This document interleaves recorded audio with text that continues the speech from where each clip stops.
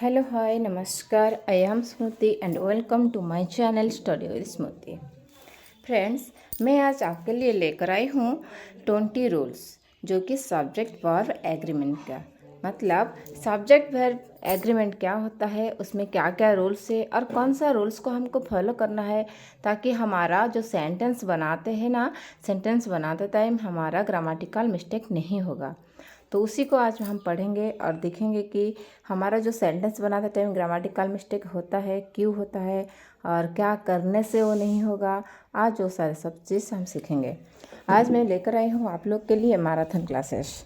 मैं 1 घंटा का मैराथन क्लासेस करूँगी और पूरा क्लासेस में आपको 20 रूल्स को समझाऊँगी। एक के बाद एक रूल्स हम पढ़ेंगे और मैं प्रॉमिस करती हूँ इसको पढ़ने के बाद आपका सेंटेंस बनाने में जो दिक्कत होता है, जो ग्रामेटिकल मिस्टेक हो जाता है, वो मिस्टेक और नहीं होगा।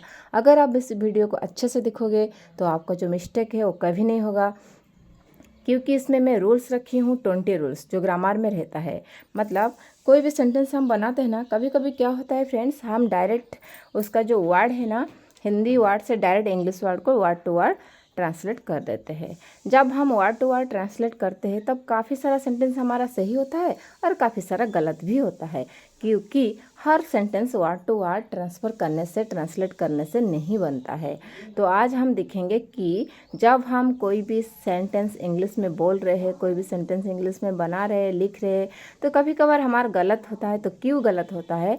क्योंकि वर्ब और सब्जेक्ट दोनों के बीच में एक एग्रीमेंट है, जो एग्रीमेंट को हमको फॉलो करना पड़ेगा। अगर हम एग्रीमेंट फॉलो नहीं करते हैं तो हमारा जो है सेंटेंस वो गलत होगा। चलो आज देखते हैं क्या क्या है वो एग्रीमेंट और रूल्स है क्या क्या। एक के बाद एक के रूल्स को हम दिखेंगे, पढ़ेंगे, अच्छे से समझ जाएंगे। ठीक है? अगर मेरा वीडियो आपको अच्छा लगेगा तो प्लीज़ सब्सक्राइब एंड लाइक। अगर आप चाहते हो कि आपका सेंटेंस गलत ना है, आप चाहते हो कि आप भी इंग्लिश में सही सेंटेंस बनाएं, सही सेंटेंस बोले, तो आप इस वीडियो को एक बार ज़रूर देखिए, आपको बहुत ही फ़ायदा इसमें होगा।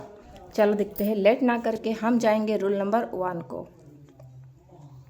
Friends, here is your rule number 1 and rule number 1 में वो बोलता है कि subject and verb must agree in number. मतलब जो सब्जेक्ट है और जो वर्ब है, जो सब्जेक्ट है और जो वर्ब है, वो दोनों एक ही नंबर में रहेंगे। दैट मीन्स अगर आपका सब्जेक्ट सिंगुलर है तो आपका जो वर्ब है वो भी सिंगुलर रहेगा। अगर आपका सब्जेक्ट प्लूरल है तो वर्ब प्लूरल में रहेगा। Here is 2 examples for you. और क्या है आपका एग्जाम्पल्स देखिए। Cow is a subject and it's is a verb. मैं काउ यहाँ रखी थी तो यहाँ इट्स रखी, ये भी सिंगुलर था और ये भी सिंगुलर। यहाँ डॉग्स प्लूरल था तो मैं क्वाक प्लूरल्स भी रखी। ठीक है? क्यों? क्योंकि हमको सब्जेक्ट अगर सिंगुलर मिल रहा है तो वर्ब भी सिंगुलर होना चाहिए।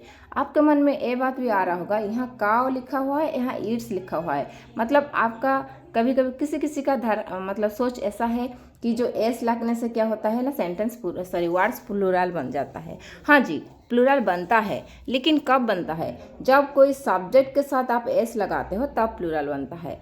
जब कोई भी वर्ब के साथ आप एस जोड़ते हो तो उसका अपोजिट बनता है, मतलब एस लगाने से वर्ब आपका सिंगुलर बन जाता है। जैसे मैं बोलूँगी ईट्स, ड्रिंक्स, ठीक है, मैं बोलूँगी स्पीक्स, मैं बोलूँगी रॉन्स, तो ये सब क्या हो जाएगा? आपका सिंगुलर ही होगा। मैं बोलूँगी रॉन्स, RUNS, रॉन्स। रॉन्स में मैं एस लगाई, लेकिन जब एस जोड़ दिया तो ए है, रॉन्स क्या है? आपका वर्ब है, तो वर्ब में एस लगाने से वो क्या होता है? सिंगुलर बनता है। और उसका अपोजिट यहाँ होता है, जब सब्जेक्ट में कोई एस लगाओगे, मैं अगर काओज लिखूंगी तो सिंगुलर नहीं, ये होगा आपका प्लूरल। ठीक है?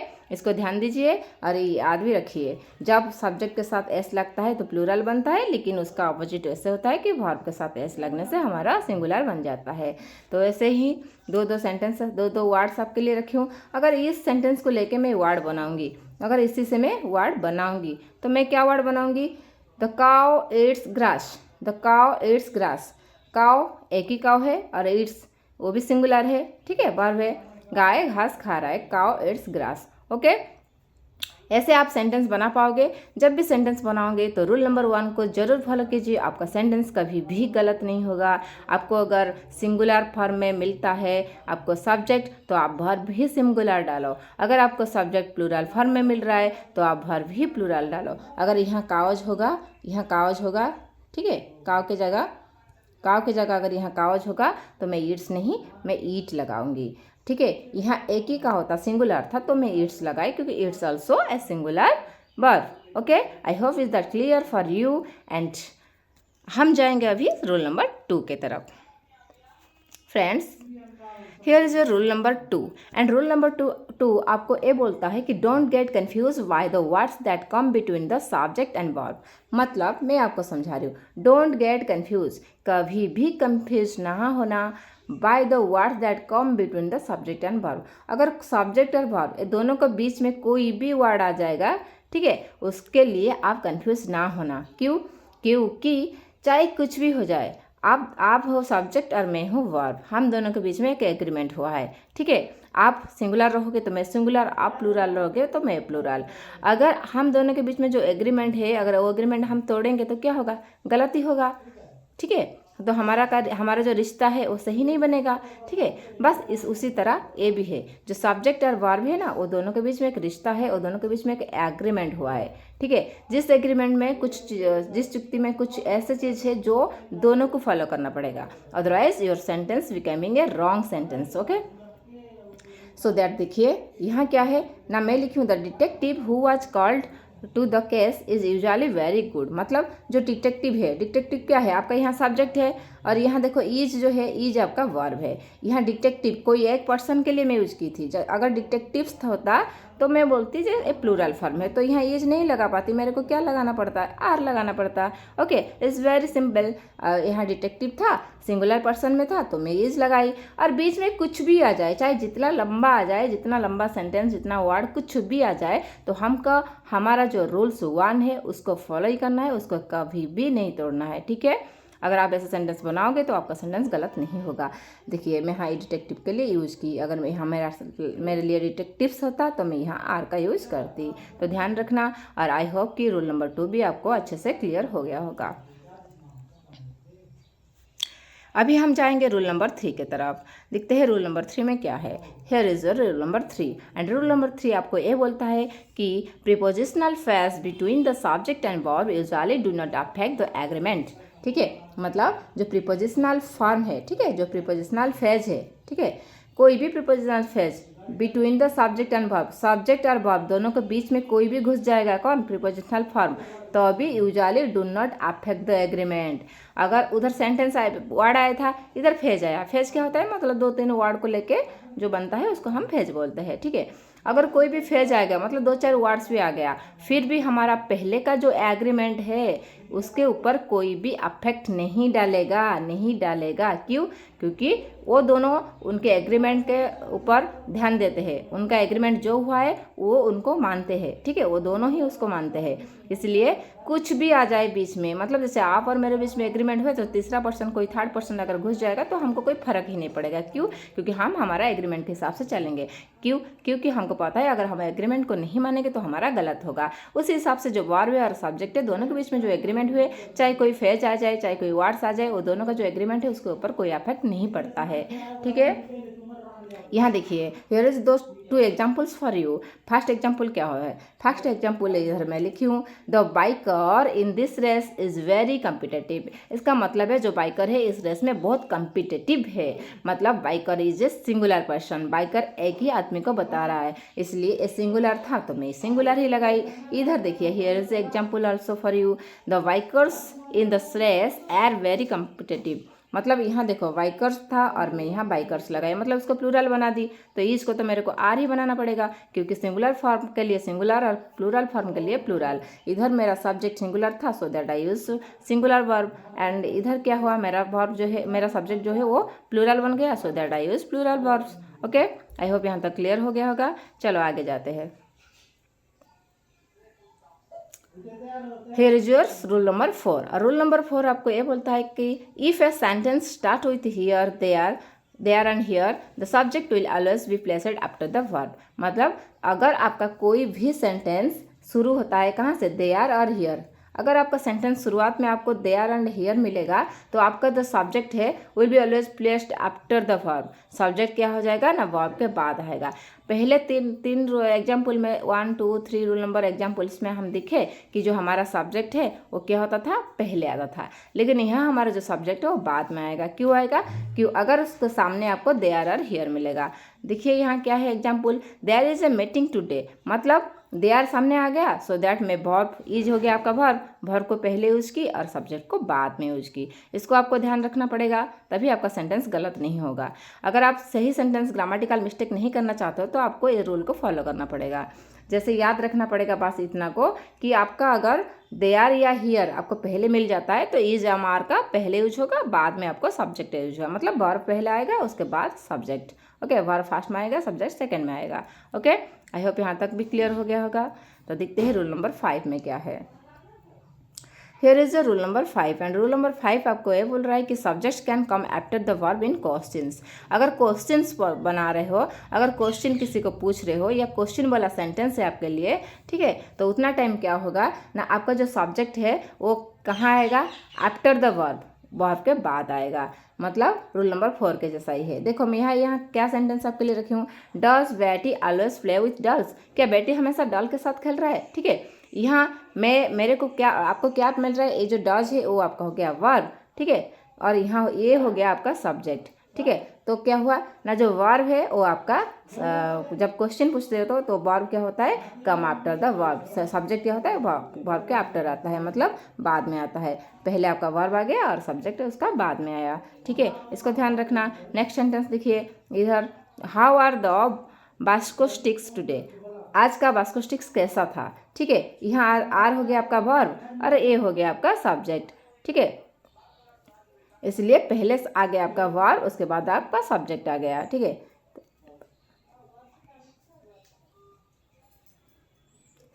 चलते हैं अभी रूल नंबर 6 की तरफ। रूल नंबर 6 ये बोल रहा है कि if two subject are join by and they typically require a plural verb. मतलब अगर कोई दो सब्जेक्ट जॉइन होता है किसमें, एंड के साथ, मतलब जो एंड है ना वो दोनों सब्जेक्ट को क्या करेगा, जॉइंट करेगा। ठीक है, अगर एंड दोनों सब्जेक्ट को जॉइंट कर रहा है तो हमको क्या करना पड़ेगा, typically require a plural verb भी यूज करना पड़ेगा। देखिए ऐसे भी जो सब्जेक्ट अगर दो आएगा तो फर्स्ट और टू, दो सब्जेक्ट आएगा आपका, मतलब क्या है, वो तो प्लूरल बन गया। क्योंकि जब एक से ज़्यादा पर्सन आता है तो हम उसको प्लूरल में करेंगे ना, तो प्लूरल क्या होता है, एक से ज़्यादा होता है। तो यहाँ 2 सब्जेक्ट आ गया, ऑलरेडी वो प्लूरल हो गया। और इधर ध्यान देखना है जो एंड है उसको जोड़ेगा। ठीक है, दोनों सब्जेक्ट को जोड़ रहा है, तो हमको अगर दोनों को जोड़ रहा है तो हमको कैसा वर्ब लेना पड़ेगा, प्लूरल वर्ब लेना पड़ेगा।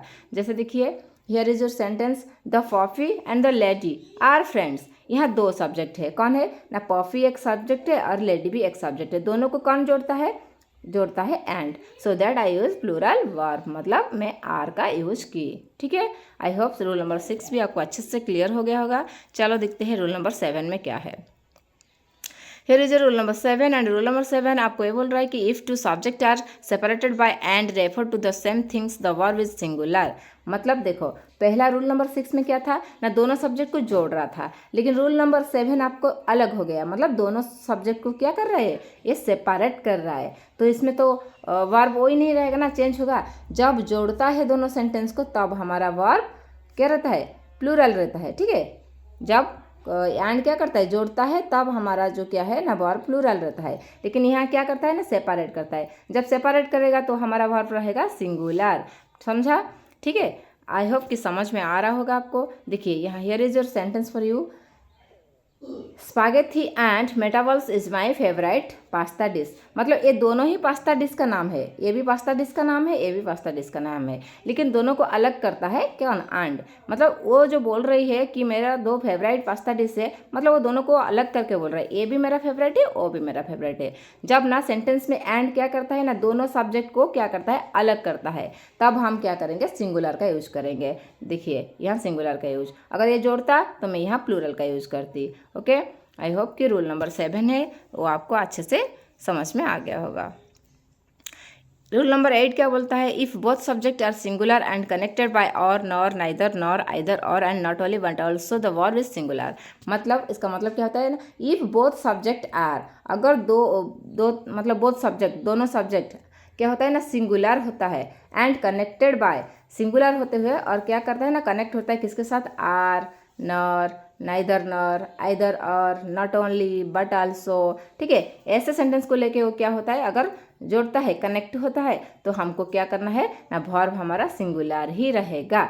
ध्यान रखना, इसमें सबसे ज़्यादा चीज़ ध्यान रखने का जरूरत ये है कि जो बोथ सब्जेक्ट है ना, वो क्या रहेगा, सिंगुलर ही रहेगा। पहले तो सब्जेक्ट सिंगुलर है, फिर ये सब उसको जोड़ेगा। तो सब्जेक्ट सिंगुलर है तो वर्ब तो हमको सिंगुलर ही लेना पड़ेगा। ठीक है, यहाँ देखो, साली और बुब्बा हैज स्टोलन द स्कार्क्रो। ठीक है, स्कार्क्रो तो क्या है ना, दोनों है सब्जेक्ट, साली भी सब्जेक्ट है, बुब्बा भी सब्जेक्ट है, लेकिन वो दोनों क्या करते हैं ना, दोनों को क्या कौन जोड़ता है ना, जो जोड़ता है वो है आपका और। ठीक है, और इसको जोड़ा तो क्या हुआ, और जोड़ा तो हमको हमारा जो रूल्स है उसमें बोला है, अगर और जोड़ता है तो हमको क्या है, सिंगुलर वर्ब लेना पड़ेगा, इसलिए हाँ हम हैज का इस्तेमाल हम किए। ठीक है, देखिए यहाँ नॉट ओनली बट ऑल्सो को लेकर एक सेंटेंस है। सेंटेंस बोल रहा है आपको कि not only the guitar player but also the drummer was soaked with sweet. मतलब देखिए यहाँ तो नॉट ओनली बट ऑल्सो तो जोड़ दिया, और यहाँ दोनों सब्जेक्ट है आपका। कौन कौन है आपका सब्जेक्ट, एक है गिटार प्लेयर जो गिटार बजाता है, और एक है ड्रमर जो ड्रम बजाता है, और दोनों को ये क्या करता है, जोड़ता है या सेपरेट करता है। ठीक है, ये दोनों को क्या करता है, कनेक्ट करता है। हाँ, तो कनेक्ट करते टाइम ये क्या है, यहाँ कनेक्ट किया और क्या हुआ ना, इधर हमको क्या करना पड़ेगा, वर्ब को जो है ना वो हमको क्या है, सिंगुलर नहीं प्लूरल लगाना पड़ेगा, या सिंगुलर लगाना पड़ेगा। जो रूल्स में हमको बताया है कि अगर आपको नॉट ओनली बट ऑल्सो में जोड़ रहा है तो हमारा जो वर्ब है वो क्या होगा, सिंगुलर होगा। तो यहाँ आर के लिए भी हम सिंगुलर डाले थे, और यहाँ क्या है ना, नॉट ओनली बट ऑल्सो के लिए भी हमको सिंगुलर वर्ब मतलब वाज डालना पड़ेगा। अगर यहाँ प्लूरल डालते तो हम वाज की जगह वेयर डालते। ठीक है, क्यों, क्योंकि रूल्स में तो बोले हैं कि हमको सिंगुलर डालना पड़ेगा। नॉट ओनली बट ऑल्सो दिख रहा है, मतलब हम क्या यूज़ करेंगे, सिंगुलर का यूज़ करेंगे, तो हम वाज का यूज़ किए। ठीक है, आई होप कि ये भी आपको क्लियर हो गया होगा। चलो देखते हैं रूल नंबर 9 को। रूल नंबर 9 पे ये बोला है, if both subjects are plural and connected by the words or not, neither, nor, either, or and not only but also the verb is plural. इधर थोड़ा सा अलग हुआ है, मतलब डिफरेंट हुआ है। क्या डिफरेंट है इसमें, उधर क्या था ना, रूल नंबर 8 में हमको सिंगुलर वर्ब को कैरी करना पड़ता था, और रूल नंबर 9 में हमको प्लूरल वर्ब कैरी करना पड़ेगा। क्यों, क्योंकि यहाँ ऐसे बताया है बोथ सब्जेक्ट आर प्लूरल। देखो दोनों सब्जेक्ट उधर सिंगुलर था तो हम सिंगुलर यूज किए थे, यहाँ दोनों सब्जेक्ट प्लूरल है तो हम प्लूरल यूज करेंगे, चाहे बीच में कोई भी आ जाए। हमारा जो रूल्स है वो रूल्स है। तो रूल नंबर 9 क्या बोलते हैं आपको, अगर दोनों सब्जेक्ट आपका प्लूरल है तो आपको वर्ब भी प्लूरल लगाना पड़ेगा। यहाँ देखो, कुकीज और brownies are nice to treat for your teacher. ठीक है, यहाँ कुकीज और ब्रोनीज दोनों है, क्या है, कौन सा फॉर्म है, दोनों सब्जेक्ट यहाँ पर प्लूरल फॉर्म में है, तो दोनों प्लूरल फॉर्म में है तो हमारा रूल्स बोलता है कि वर्ब भी प्लूरल आएगा। सो दैट आई यूज एर। अगर दोनों सिंगुलर में होता तो मैं आई यूज इज, मैं इज को यूज करती, लेकिन यहाँ प्लूरल था तो मैं क्या की ना, आर का यूज की। ठीक है, आई होप कि रूल नंबर 9 भी बहुत अच्छे से क्लियर हो गया होगा। अगर आप सारे रूल्स को अच्छे से याद रखोगे तो जो सेंटेंस बनाते टाइम आपका ग्रामेटिकल मिस्टेक होता है वो नहीं होगा, क्योंकि जो सब्जेक्ट वर्ब एग्रीमेंट है ना उसको क्लियर अगर हम समझ जाएंगे तो हमारा ग्रामेटिकल मिस्टेक नहीं होगा। जो एग्रीमेंट है दोनों के बीच में कि तू प्लूरल रहेगा तो मैं सिंगुलर नहीं रह सकती हूँ, मैं भी प्लूरल रहूँगी, अगर तू सिंगुलर रहेगा तो मैं प्लूरल रहूँगी। जो एग्रीमेंट है दोनों को एग्रीमेंट को हमको फॉलो करना पड़ेगा। अगर हम चाहते हैं कि ग्रामेटिकल मिस्टेक ना आए तो हमको ये रूल्स को फॉलो करना पड़ेगा। देखते हैं रूल नंबर 10 में क्या है। रूल नंबर 10 आपको ये बोलता है, if one subject is singular and one plural and are connected by the words or, nor, neither, nor, either, or and not, not only but also subject is nearest the verb. मतलब देखिए rule number 8 बोला अगर दोनों subject singular है तो हमारा verb singular. Rule number 9 बोला क्या ना, दोनों सब्जेक्ट अगर प्लूरल है तो हमारा वर्ब प्लूरल। और रूल नंबर 10 बोल रहा है कि दोनों सब्जेक्ट में एक सिंगुलर रहेगा और एक प्लूरल रहेगा। तो हम क्या करेंगे, जो हमारा वर्ब है वो सब्जेक्ट का नियरेस्ट आएगा। मतलब जो सेकंड सब्जेक्ट बोल रहा है, देखो दोनों सब्जेक्ट है, एक है सिंगुलर एक है प्लूरल। देखिए यहाँ एग्जाम्पल देखिए, आपको अच्छे से समझ में आएगा। दोनों सब्जेक्ट है, ठीक है, एक है सिंगुलर और एक है सिंगुलर एक है प्लूरल। तो हमारा जो वर्ब है ना वो सब्जेक्ट के अकॉर्डिंग आएगा। मतलब वर्ब को हम जहाँ यूज करते हैं उसी के पास, अगर देखो यहाँ है सिस्टर भी एक हमारा क्या है सब्जेक्ट है और मॉम भी एक सब्जेक्ट है, ठीक है। इसके क्या बोले ना, दोनों सब्जेक्ट सिंगुलर होने से भी, सिंगुलर और प्लूरल दोनों से कोई एक भी है, लेकिन हम वर्ब ऐसे बनाएंगे जो सब्जेक्ट हमारा वर्ब के पास रहता है। अगर वर्ब के पास सिंगुलर सब्जेक्ट है तो हम सिंगुलर बनाएंगे, अगर वर्ब के पास प्लूरल सब्जेक्ट है तो हम प्लूरल बनाएंगे। इधर हमारा जो वर्ब है मॉम है, सॉरी सब्जेक्ट है मॉम है, ठीक है। ये है वर्ब, हैज है वर्ब, तो हम हैज का यूज क्यों किए, यहाँ देखो दोनों है, सिस्टर्स है और मॉम है। सिस्टर्स क्या हो गया आपका प्लूरल फॉर्म में है ये सब्जेक्ट, और मॉम जो सब्जेक्ट है वो क्या है सिंगुलर फॉर्म में है, ठीक है। तो हमारा जो रूल्स है 10 नंबर वो बोला है कि हमारा जो वर्ब है वो सब्जेक्ट के अकॉर्डिंग रहेगा, सब्जेक्ट के नियरेस्ट रहेगा। मतलब उसके पास वाला सब्जेक्ट कौन है, हैज का पास वाला सब्जेक्ट ये है, वर्ब हम यही लगाते हैं तो इसका पास सब्जेक्ट ये है। ये कौन सा फॉर्म है, ये सिंगुलर है, सो दैट आई यूज सिंगुलर क्या वर्ब। अगर मेरा जो सब्जेक्ट है, अगर मैं वर्ब को यहीं यूज करती सिस्टर्स के पास, तो सिस्टर इज ए प्लूरल, तो मैं इज नहीं लगा सकती, मेरे को क्या है आर लगाना पड़ता। क्यों, क्योंकि तो वो बोला है कि जो सेंटेंस हम बनाएंगे जब हम वर्ब डालेंगे तो वर्ब हमेशा सब्जेक्ट के नियरेस्ट होगा। मतलब दोनों वर्ब रहेगा, दोनों हमारा सब्जेक्ट रहेगा, एक है सिंगुलर एक है प्लूरल। अगर हमको वर्ब सिंगुलर के पास लगाना पड़ता है तो सिंगुलर वर्ब लगाएंगे, अगर वर्ब को हम प्लूरल सब्जेक्ट के पास लगाना है तो प्लूरल वर्ब बनाएंगे। हमको ध्यान बस ये रखना है, सब्जेक्ट दो है, दोनों में एक सिंगुलर है एक प्लूरल है, तो हमारा जो वर्ब है उसके पास कौन है, उससे नज़दीक कौन है, जो नज़दीक रहता है उसी हिसाब से हम वर्ब लगाएंगे, ठीक है।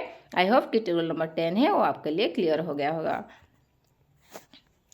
अभी चलते हैं हम रूल नंबर 11 की तरफ, मतलब रूल नंबर 11। रूल नंबर 11 आपको बोलता है units of measurement usually use A singular verb. मतलब कोई भी यूनिट्स, कोई भी मेजरमेंट हम करते हैं तो usually use in singular verb, वो हमेशा सिंगुलर वर्ब भी कैरी करेगा। देखिए here is the example for you, 6 gallons of paint was used on the house. कोई भी यूनिट्स के बारे में हम बताएंगे, 1 किलो 2 किलो 1 लीटर 2 लीटर, कोई भी मेजरमेंट के बारे में बताएंगे 1 मीटर 2 मीटर 2 किलोमीटर, कोई भी मेजरमेंट या कोई भी यूनिट के बारे में अगर हम बोल रहे हैं बात कर रहे हैं तो हमको जो वर्ब है हमको ऑलवेज वाज का कैरी करना पड़ेगा, चाहे वो कुछ भी फॉर्म में है, चाहे सिंगुलर फॉर्म में है चाहे प्लूरल फॉर्म में है, जो सब्जेक्ट है तो हमारा कोई मतलब नहीं है। हमारा मतलब है कि अगर वो यूनिट या मेजरमेंट को बता रहा है तो हमको जो वर्ब है वो हमको सिंगुलर ही डालना पड़ेगा। क्यों ना, क्योंकि वो सब्जेक्ट और वर्ब के बीच में एग्रीमेंट है कि अगर मैं यूनिटी वाला और मेजरमेंट वाला सेंटेंस बनाऊंगी तो मेरे को वर्ब सिंगुलर डालना पड़ेगा,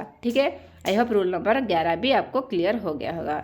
देखिए here is second sentence for you, and second sentence में क्या बोल रहा है, $5 is too much for a cup of coffee. एक कप कॉफ़ी के लिए $5 बहुत ज़्यादा है, ठीक है। तो यहाँ क्या देखिए मैं ईज का यूज़ की, डॉलर्स तो लिखा हुआ है, आपको दिख रहा होगा कि $5 लिखा हुआ है और डॉलर्स तो सिंगुलर नहीं प्लूरल फॉर्म में है, तो मैं यूज़ का क्यों यूज़ की, क्योंकि हमारा जो रूल नंबर कितना है 11 है उसमें आपको क्लियरली पता है कि कोई भी क्वांटिटी कोई भी क्वालिटी कोई भी हमारा क्या ना यूनिटी या मेजरमेंट के बारे में अगर बता रहा है तो हम उसको क्या करेंगे सिंगुलर फॉर्म लगाएंगे। अगर वो डॉलर है या डॉलर से हमको कोई फर्क नहीं पड़ता है, हमको अगर यूनिटी या मेजरमेंट के बारे में सेंटेंस बनाना है तो हमको हमेशा सिंगुलर फॉर्म सिंगुलर वर्ब को यूज करना पड़ेगा, ठीक है। आई होप रूल नंबर 11 भी अच्छे से क्लियर हो गया होगा। अगर रूल नंबर 11 क्लियर हो गया है तो चलते हैं हम रूल नंबर 12 की तरफ। और रूल नंबर 12 आपको ये बोल रहा है कि कलेक्टिव नाउन से usually take a singular verb. जो कलेक्टिव नाउन है वो हमेशा सिंगुलर वर्ब कैरी करेगा, ये भी आपको याद रखना पड़ेगा। अगर आप चाहते हो कि इंग्लिश में आपका ग्रामेटिकल मिस्टेक ना है, अगर आप चाहते हो कि जब आप इंग्लिश बोलते हो तो आपका ग्रामेटिकल मिस्टेक ना हुए, लिखते टाइम ना हुए, तो इस रूल्स को आपको जरूर फॉलो करना पड़ेगा। तो रूल नंबर 12 आपको बोलता है, रूल नंबर 12 आपको बोलता है कि कलेक्टिव नाउन हमेशा क्या करेगा, सिंगुलर वर्ब को कैरी करेगा। देखिए here is a sentence, the here is stumping, ठीक है, स्टम्पिंग। तो यहाँ देखिए ये स्टम्पिंग बताया और यहाँ जो हेयर है वो आपका कलेक्टिव नाउन है। तो कलेक्टिव नाउन है तो हम उसके लिए यूज का इस्तेमाल करेंगे। क्यों, क्योंकि कलेक्टिव नाउन हमेशा सिंगुलर वर्ब लेता है, वो तो प्लूरल वर्ब लेगा ही नहीं। अगर प्लूरल वर्ब उसको हम देते हैं तो हमारा सेंटेंस ग्रामेटिकली मिस्टेक रहता है, ठीक है। नेक्स्ट है the classes was ready for the test. देखो the classes was ready for the test, तो क्लास जो क्लास है ना वो क्लास क्या है, वो भी कलेक्टिव नाउन है, क्योंकि क्लास में क्या बहुत सारा बच्चे को लेके क्लास बनता है ना, जैसे क्लास में 40, 30, 50 कुछ भी बच्चे रहते हैं, तो ये आपका भी कलेक्टिव नाउन होता है। ठीक है, तो यहाँ कलेक्टिव है तो हमको क्या करना पड़ेगा, वाज का यूज करना पड़ेगा। क्यों, क्योंकि सिंगुलर वर्ब कैरी करता है कलेक्टिव नाउन। अगर हम उसको प्लूरल वर्ब देंगे तो गलत हो जाएगा। ठीक है, चलो देखते हैं रूल नंबर 13 में आपके लिए क्या है। रूल नंबर 13 आपको क्या बोल रहा है। रूल नंबर 13 ये बोल रहा है कि titles of book, movies, novels etcetera are treated as singular. अगर कोई बुक का टाइटल बोल रहे हैं, कोई मूवी का टाइटल बोल रहे हैं, नॉवेल्स का टाइटल बोल रहे हैं, तो हमेशा हम क्या करेंगे, सिंगुलर वर्ब का कैरी करेंगे, प्लूरल वर्ब कैरी नहीं होगा। रूल नंबर 13 को भी अच्छे से याद रखना है, 13 को अच्छे से याद रखना है कि कोई भी बुक्स मतलब मूवीज, अगर कोई भी नॉवेल्स का हम अगर टाइटल लिख रहे हैं, कोई स्टोरी का भी टाइटल लिख रहे हैं, तो हमको क्या करना पड़ेगा, सिंगुलर वर्ब का कैरी करना पड़ेगा। हम अगर प्लूरल वर्ब कैरी करेंगे तो गलत हो जाएगा। देखिए नीचे आपके लिए एक सेंटेंस है, holes was one of my favourite books. मैं एक बुक के बारे में बोल ली, ठीक है, तो इसलिए होल्स बोली, तो इसीलिए क्या कि मैं सिंगुलर का वर्ब को यूज की। सिंगुलर वर्ब का यूज करना पड़ता है क्योंकि हमारा रूल्स में वो है। ठीक है, चलते हैं आगे रूल नंबर 14 की तरफ। रूल नंबर 14 आपको ये बोल रहा है, two indefinite separated by and take a plural verb. मतलब अगर टू इंडेफिनाइट सेपरेट करता है बाय को, ठीक है, एंड अगर क्या करता है ना, हमारा जो इंडेफिनाइट है दोनों को सेपरेट करता है, तो हम क्या करेंगे, प्लूरल वर्ब कैरी करेंगे। नीचे एक सेंटेंस है, देखिए, to run and to read, to run and to read are my two favourite free time activities. तो मतलब देखिए ये जो बोला था ऐसे ही हुआ, टू रन, ठीक है, एक इन्फिनेटिव, ठीक है, टू रन एक इन्फिनेटिव है, और टू रीड ये भी एक इन्फिनेटिव है, और दोनों को सेपरेट कौन करता है, एंड करता है सेपरेट, इसको अलग और इसको अलग करता है। ठीक है, तो अगर टू इन्फिनेटिव दोनों इन्फिनेटिव को अलग करता है एंड, तो हमको सिंगुलर नहीं, हमको प्लूरल वर्ब यूज करना पड़ेगा, इसलिए हम आर का यूज किए हैं। ठीक है, दोनों फेवरेट एक्टिविटी है लेकिन दोनों को सेपरेट करता है कौन, एंड करता है। ठीक है, आई होप कि रोल नंबर 14 भी आपको याद रहा होगा, आपको समझ में आ गया होगा। अगर आपको याद नहीं है फिर भी एक दो बार वीडियो देखने से आपको अच्छे से समझ में आ जाएगा। अगर फिर भी दोबारा आपको बोल के रखती हूँ कि आप अगर चाहते हो कि ग्रामेटिकल मिस्टेक ना करने के लिए, अगर आप चाहते हो कि बोलते टाइम भी मिस्टेक ना करने के लिए, सेंटेंस पे ग्रामर का सही रखने के लिए, तो आपको वो 20 रूल्स को फॉलो करना पड़ेगा। Here is your rule number 15। Rule number 15 आपको बोल रहा है, gerunds alone take a singular verb, gerunds linked by and take a plural verb. अगर गेरेंट्स में अकेला रहेगा और एक सिंगुलर वर्ब रहेगा तो वो लिंक करेगा बाय से, तो यह क्या करेगा ना, प्लूरल वर्ब कैरी करेगा। देखिए नीचे एग्जांपल लिखने से अच्छे से क्लियर हो जाएगा। Dancing is not something everyone can do as well as I can. मतलब जो डांसिंग इज है सबके लिए इतना आसान नहीं है जो मेरे लिए एज यूजुअल है। ठीक है, जो इतना अच्छा नहीं है जो मेरे लिए है। ठीक है, जैसे मैं कर सकती हूँ, जैसे मैं अच्छा डांस कर सकती हूँ, ऐसे डांस हर कोई नहीं कर सकता है। तो यहाँ देखो ग्रेडेंस क्या हुआ, एलन हुआ, डांसिंग इज, तो कोई एक बोल रहा है, ठीक है, और हम उसको क्या करेंगे, लेकिन हमारा जो वर्ब है, ठीक है, हमारा क्या हुआ, वर्ब को हमको चेंज करना पड़ेगा। ठीक है, dancing is not something everyone can well as I can. ठीक है, तो देखते हैं रूल नंबर 16 क्या है। रूल नंबर 16 में है, if the words is every or no come before the subject the verb is singular. अगर कोई भी वर्ड्स इज, एवरी, नो, तो क्या होगा ना, बिफोर आएगा। ठीक है, सब्जेक्ट के बिफोर, कोई भी सब्जेक्ट से पहले अगर इज लगता है, कोई भी सब्जेक्ट के पहले अगर एवरी लगता है, कोई भी सब्जेक्ट के पहले अगर नो आता है, तो आपको जो वर्ब है ना उसको सिंगुलर लगाना पड़ेगा। देखो, each boy and girls has to take the test. आप सोच रहे हैं कि यह देखो बॉय भी है और गर्ल्स है, दोनों है, तो प्लूरल वर्ब आ जाएगा। नो, प्लूरल वर्ब नहीं आएगा। क्यों, क्योंकि सबसे पहले देखो ना ये क्या है, यह ईच का इस्तेमाल किया है, तो ईच रहेगा तो हम नहीं कर पाएंगे। ठीक है, हमको क्या लेना है, सिंगुलर वर्ब ही लेना है। ठीक है,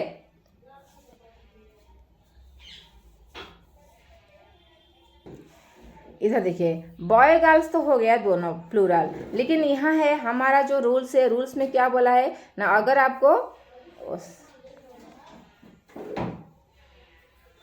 रूल्स में ये बोला है कि अगर आपको ईच का प्रयोग आएगा, एवरी और नो का प्रयोग आता है तो आपको सिंगुलर कैरी करना पड़ेगा। यहाँ सेंटेंस से पहले क्या था, ईच था। इधर देखिए, इधर भी सेंटेंस का पहले क्या है ना, एवरी है। तो हमको क्या करना पड़ेगा ना, हमको सिंगुलर को यूज करना पड़ेगा। देखो, every frog toad turns into a prince. ठीक है, तो ये तो दोनों सब्जेक्ट है, ये भी सब्जेक्ट है, ये भी सब्जेक्ट है और ए भी सब्जेक्ट है, बट हम प्लूरल का फॉर्म का यूज नहीं करेंगे। टर्न से है, सिंगुलर वर्ब है। क्यों? क्योंकि उससे पहले एवरी है। अगर सब किसी के पहले ईच आता है, एवरी आता है, नो आता है, तो आपको ध्यान रखना है आपका जो वर्ब है वो सिंगुलर रहेगा। आई होप रूल नंबर 16 भी आपको क्लियर हो गया होगा। चलते हैं रूल नंबर 17 के पास। रूल नंबर 17 आपको ये बोल रहा है कि most identified pronouns take singular verb. मतलब अगर कोई मोस्ट इंडेफिनाइट प्रोनाउंस आता है, कोई भी डेफिनाइट नहीं, इंडेफिनाइट प्रोनाउंस आएगा, तो अगर इंडेफिनाइट प्रोनाउंस आपको मिलता है तो जो आपका वर्ब है वो सिंगुलर रहेगा। इंडेफिनाइट प्रोनाउंस क्या होता है ना, जो डेफिनाइट नहीं होता है। जैसे हमको नहीं पता होता है कि कौन है, लेकिन हम उसको जैसे यूज करते हैं, कौन हो सकता है, कोई हो सकता है, कोई एक है, इसी टाइप का जो आता है ना वो है इंडेफिनाइट प्रोनाउंस। अगर कोई इंडेफिनाइट प्रोनाउंस आ जाता है आपका सेंटेंस में तो आपको ध्यान रखना है कि आपका जो वर्ब है वो क्या रहेगा, आपका सिंगुलर फॉर्म में रहेगा। ठीक है, देखिए यहाँ देखिए, कोई भी वन के लिए someone, anyone, no one, everyone, ऐसे अगर कोई इंडेफिनाइट प्रोनाउंस आएगा तो आपका वर्ब क्या रहेगा, सिंगुलर रहेगा।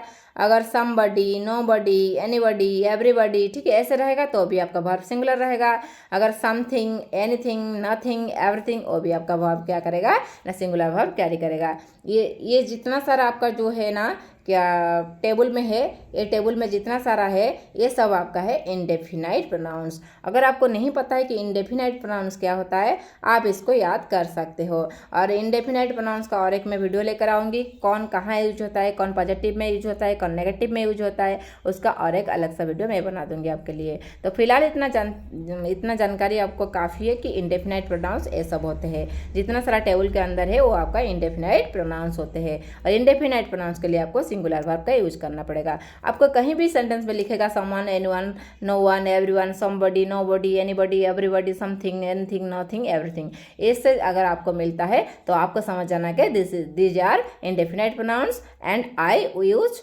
Only singular verb. Okay, I hope कि यहाँ तक भी क्लियर हो गया होगा। चलते हैं रूल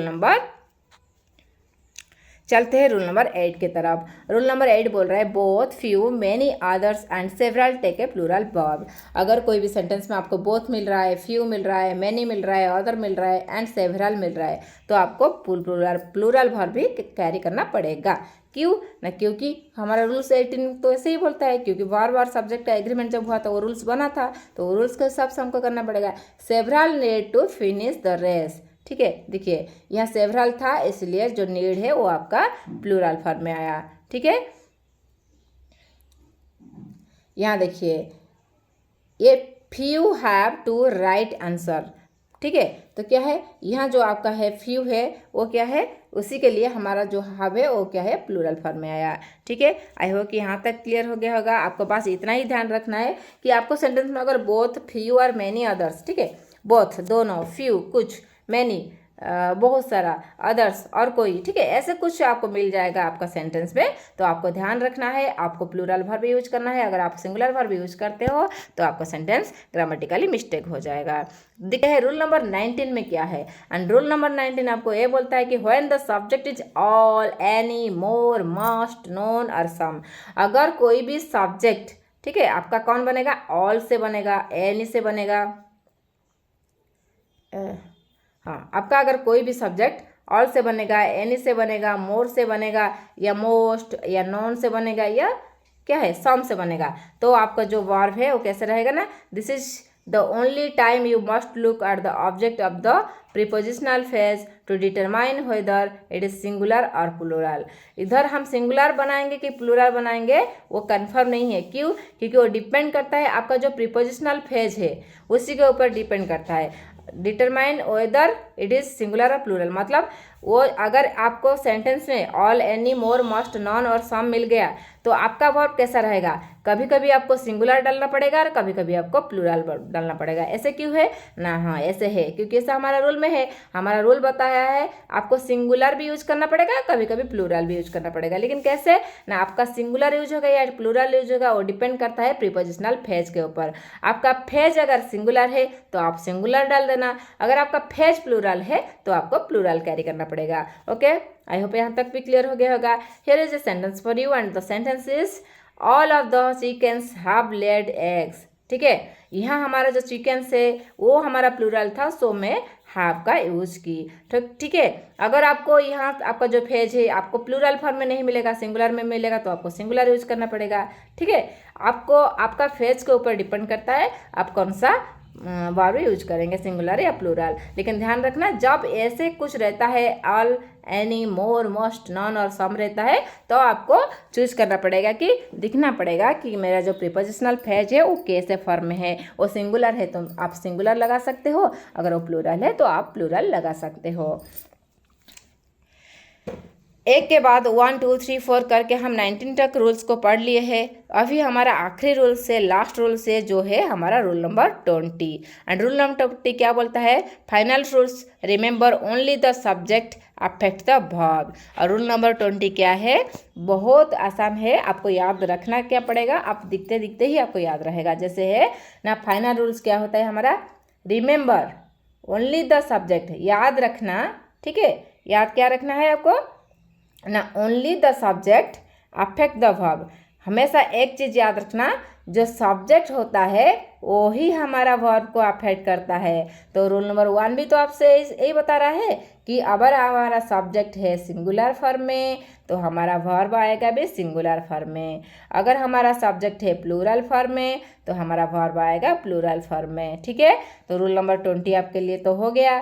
रूल नंबर 20 भी आपको अच्छे से समझ में आ गया होगा, क्योंकि हमेशा हमको रिमेंबर करना पड़ेगा, हमको याद रखना पड़ेगा। ठीक है, रिकॉल करना पड़ेगा कि हमारा सब्जेक्ट ही हमारा वर्ब के ऊपर अफेक्ट डालता है। ठीक है, आई होप कि रूल नंबर 1 से लेकर रूल नंबर 2 तक आपको अच्छे से समझ में आ गया होगा।